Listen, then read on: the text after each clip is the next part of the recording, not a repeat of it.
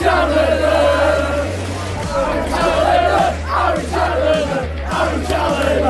foot to top. Doncaster Rovers have done it. Hello there, ladies and gentlemen. I am the CHALL, your Doncaster Rovers fan, and welcome back to another video. Now today, we're going to be talking about Sheffield Wednesday coming into the Peacock-Farrell Stadium and about to get, as the streets would say, brapped up. We're going to brap them up. That's what we're going to do. Please like, comment, subscribe, click the notification bell to see my YouTube video, and let's get straight into this video. So obviously Sheffield Wednesday coming to town for the derby. Of course, Darren returning to the Peacock-Farrell Stadium after nearly a year since he left. Wow, how time flies, and a lot happens in a year. Yeah, Darren returns in nearly a year to manage against us. Obviously, we have to prove him wrong. You know, we have to prove him wrong. You know, they're in 8th right now, so I think for me, with their inconsistencies and with their injury concerns, they seem to be, from my perspective, the outsiders for, you know, the playoffs. So I don't think Sheffield Wednesday will go up this year. Maybe next year, but we'll see what happens. Now, before we get started, I hope you do catch me on BBC Radio Sheffield around between 2 and half past, I'd say.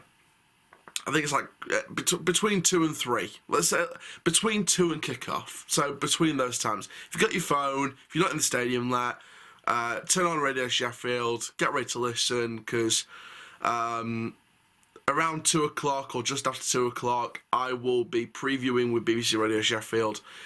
So I won't be in the stadium until about 2:30. So I'll be able to speak to you all, find a quiet area, and then be on Radio Sheffield. So make sure you do see me. Well, not see me, but you might see me around the stadium beforehand. But make sure you do hear me on BBC Radio Sheffield tomorrow afternoon before the match. Now, obviously, Sheffield Wednesday have got their inconsistencies. They've got their injury concerns. We've just come off the back of I would say a kind of lucky win. I'd say it was quite a scrappy, lucky win. We did play our best, but we got the 3 points, and maybe you just need that little bit of luck, that little bit of twist of fate. You know, Matt Hardy FC, twist of fate. So for me, you know, we needed to be Matt Hardy FC. We needed the twist of fate. We needed the luck. We needed the 3 points, and we got that in ugly fashion, which is sometimes ugly's better than beauty. Sometimes, so you know, we needed that. So it's nice to see our luck go our way for once. Hopefully we'll take that into Saturday to get our first back-to-back wins of the season. Now, we've never set... In fact, no, we've said for the past few games we need to get back-to-back wins, and we never do it. We need to do it now. We need to do it now, because we've got Sheffield Wednesday tomorrow. We've got Accrington Stanley, one of our bogey teams. Who are they exactly? On next Tuesday.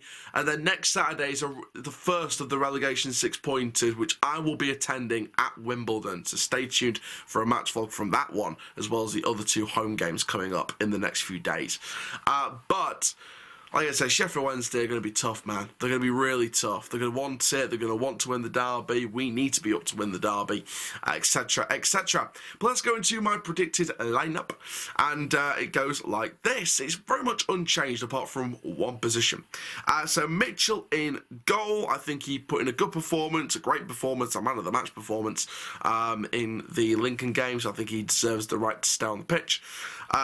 Olowu, Williams, Younger as the back 3. For me, I think it works. Now, of course, you can alternate the formation in different ways. You can alternate it as a 5-2-3, or you can alternate it as a 3-4-2-1. I'd like to go the 3-4-2-1 personally, and then let it alternate between the 5-2-3 and the 3-4-2-1, depending if you're defending or attacking. So as wing backs, you've got Jackson and Noyle. And the reason why I've gone with the sort of back 3 with the wing backs, again, you know, the alternating formations with the 5-2-3 when defending and the 3-4-2-1 when attacking. And also for me, Roshan Williams works so much better in a back three than he does a back four. I think with Alowu and Younger either side, I think it works perfectly. I think it really works perfectly with Alowu on that left-hand side and Younger on the right-hand side. So for me, I would go with that back three, because Williams for me has had his best performances in a shirt working in a back three. So I think that's the best way to play Roshan Williams. And I think having Alowu and Younger working great in a back three anyway, I think it could be defensive perfection. So, Anderson's got a lot of work cut out for him to return to this side, never mind get back the captaincy. But he should be back at some point, and, we'll see what he does. But like I said, for now at least, it's going to be really difficult to see him coming back into the squad at the moment. I've gone with Smith and Clayton in the midfield. Now, Galbraith, we know, is back at United. He's sort of recovering from the injury. So we'll hopefully get an update from him. So I sort of thought about it, and I was like, do I want Dan Gardner or do I want Adam Clayton? And the overall solution for me would be Clayton. It's not that Gardner's a bad player. I think he had an abysmal first half against Lincoln. Second half, he did a little bit better. Scored the penalty to redeem himself quite a bit. So for me, Dan Gardner was all right. He wasn't outstanding. He was just all right. And he's had good performances before. So he's not a bad player at all. I'd like to see Adam Clayton given a start, especially if he's more match fit. If he's more match fit, I'd like to see him given a start. I'd like to see what Clayton can do. It's very risky and gambly going for an experimental approach with the midfield and especially in a derby, but also against someone who's 8th place. So it is a risk, but I'd like to see what Clayton can do when he's got more match fitness under his belt and give him more minutes. And especially with what was going on in the free press over recent weeks. I think there was a story about Adam Clayton actually, and about him training in training sessions, etc. In fact, I've got it up. I think I'll have to try and find it. Let me try and find it. It is round here somewhere. Somewhere anyway. But no, I feel like for me, I think he's been doing really well in training from what I hear. So, for me, I feel like Clayton deserves a chance. And I think that maybe tomorrow's the day to do it.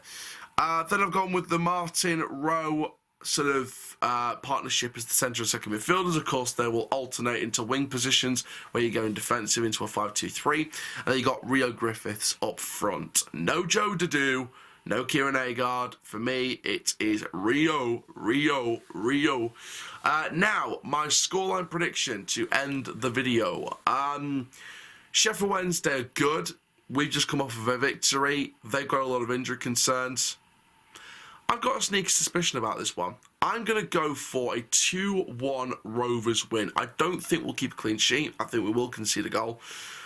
But I think we'll hang on. So, for me, I feel like we'll start off well, and then I think Sheffield Wednesday will get that goal back, and maybe we'll have to spend 10-15 minutes hanging on and playing some of that sort of 11 men behind the ball kind of football to see out the victory. And if we have to do that to see out the victory for 10-15 minutes, then that's what we have to do. So for me, I'm going to go with a 2-1 win. What's your predictions? Comment down below. But for now, guys, I am the CHALL. Please like, comment, subscribe. I am your Doncaster Rovers fan. Goodbye. Rovers side eye. Come on. Right